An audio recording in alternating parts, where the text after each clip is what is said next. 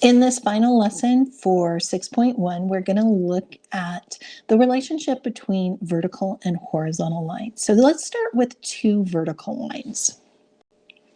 When I draw two vertical lines right next to each other, we can see that they are going to be parallel. They're never going to cross each other. So all vertical lines are always parallel to other vertical lines.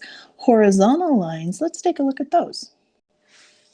In purple, I've got two horizontal lines, and you can see that those will also be parallel to other horizontal lines.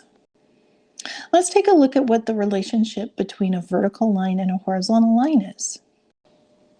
Hopefully you were already able to see that a vertical and a horizontal line, those will always be perpendicular to each other. They're always going to cross at a right angle.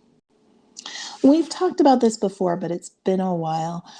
Whenever we have a vertical line, the equation is always going to be x equals a, where a is the x-intercept. And I wish I would have put this note, that the slope is undefined. The equation of a horizontal line is always just going to be y equals b, where b is the y-intercept, and I also added in there your slope is going to equal 0. So when we write an equation for a parallel line to the line given going through point 16. So let me just add, here is our equation.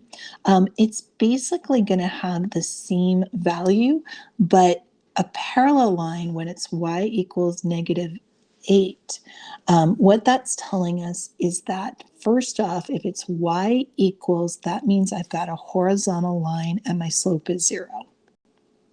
I've highlighted the 6 here because my new line will cross through the y-axis at 6. So I'm going to give you a visual of what's going on here, and that's going to help you see what the new equation should be.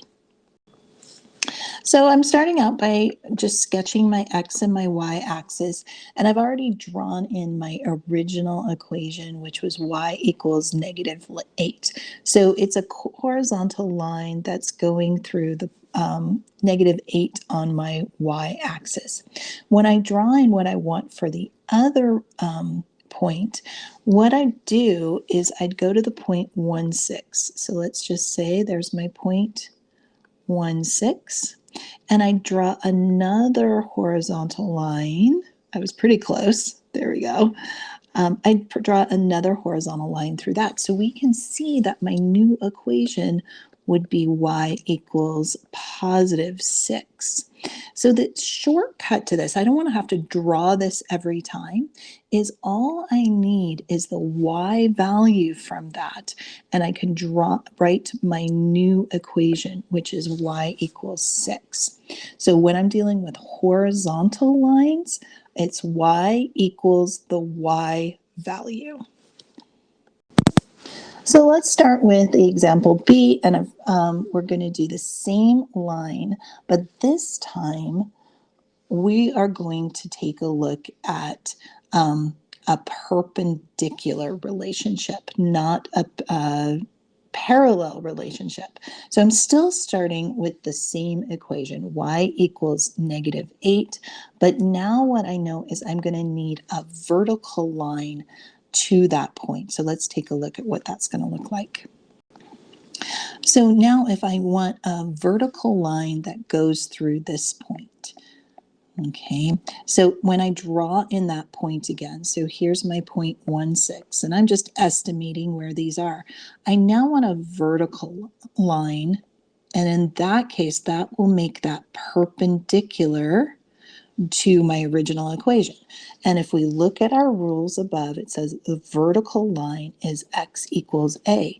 So this isn't a great graph, but we can see that that's going to go through the x value here. So the number I care about is that 1. My new equation for this one is going to be x equals 1. So it's just, whenever I want a vertical line, I just want x equals the x value of the point it should go through. That's a little complicated, but I think if you can visualize it, you can see and put it together pretty easily.